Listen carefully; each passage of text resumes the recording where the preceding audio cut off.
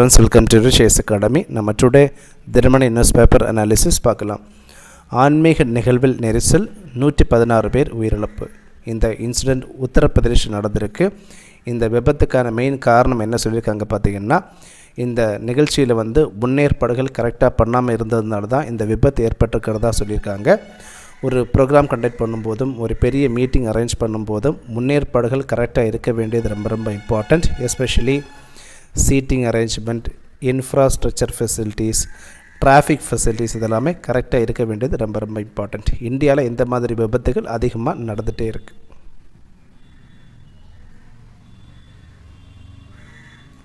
Then next one, 37,471 அரசு பள்ளிகளுக்கு முதல் கட்ட மானியம் ரூபாய் 61.53 கோடி விடுவிப்பு.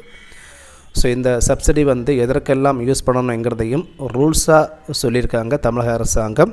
இந்த சப்சிடியை பொறுத்த வரைக்கும் டீச்சர்ஸுக்கு லேப்டாப் வாங்குறதுக்காக யூஸ் பண்ணிக்கலாம், டீச்சர்ஸுக்கு சிம் கார்டு வாங்குறதுக்காக யூஸ் பண்ணிக்கலாம்.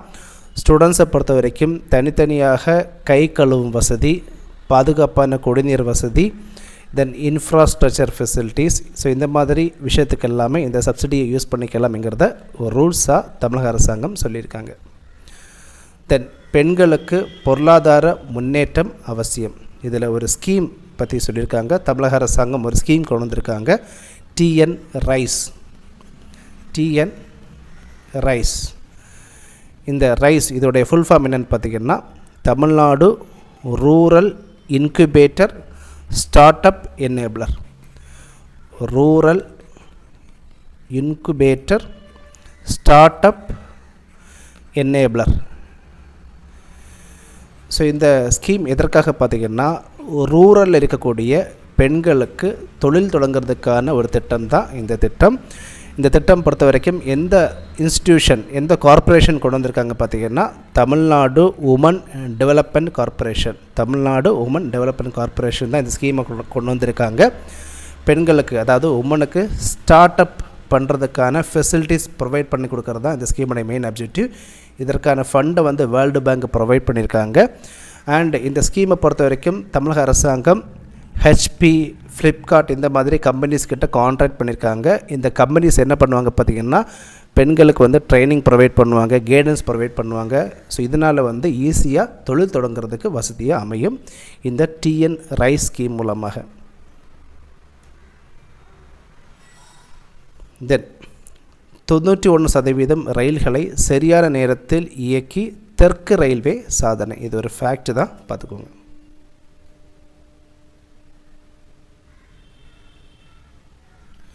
தென் தனியார் வாகனங்களின் நம்பர் பிளேட் ஸ்டிக்கர்கள் தடையை அமல்படுத்தியது குறித்து அறிக்கை தர உத்தரவு.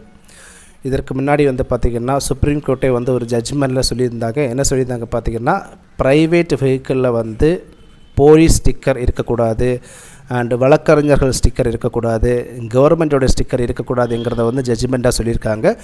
இதை இம்ப்ளிமெண்டேஷன் பண்ணியிருக்காங்க தமிழக அரசாங்கம். இது குறித்து அறிக்கை தரத்துக்கு உத்தரவு பிறப்பிச்சிருக்காங்க சென்னை ஹைகோர்ட்.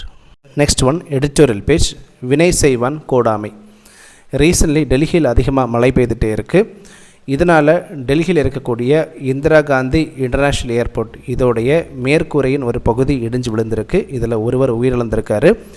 இந்த விபத்துக்கான மெயின் காரணம் என்ன சொல்லியிருக்காங்க பார்த்திங்கன்னா, இந்த ஏர்போர்ட்டில் கட்டமைப்பு குறைபாடுகள் அதிகமாக இருக்கிறதா சொல்லியிருக்காங்க. இந்தியாவில் இன்ஃப்ராஸ்ட்ரக்சர் ஃபெசிலிட்டிஸ் அதிகமாக பண்ணிகிட்டே வராங்க. பட் இந்த இன்ஃப்ராஸ்ட்ரக்சர் ஃபெசிலிட்டிஸில் அதிகமாக குறைபாடு இருக்கிறதா நிறைய ரிப்போர்ட்டில் மென்ஷன் பண்ணியிருக்காங்க. இதில் சர்டன் எக்ஸாம்பிள்ஸும் கொடுத்துருக்காங்க. கொல்கட்டாவின் மஜார்ஹட் பாலம், விவேகானந்த மேம்பாலம், குஜராத்தில் இருக்கக்கூடிய மோர்வி பாலம், தென் அடல் சேது பாலம், இங்கே எல்லாமே சின்ன சின்ன பிரச்சனைகள் இருந்துகிட்டே இருக்கிறதா சொல்லியிருக்காங்க.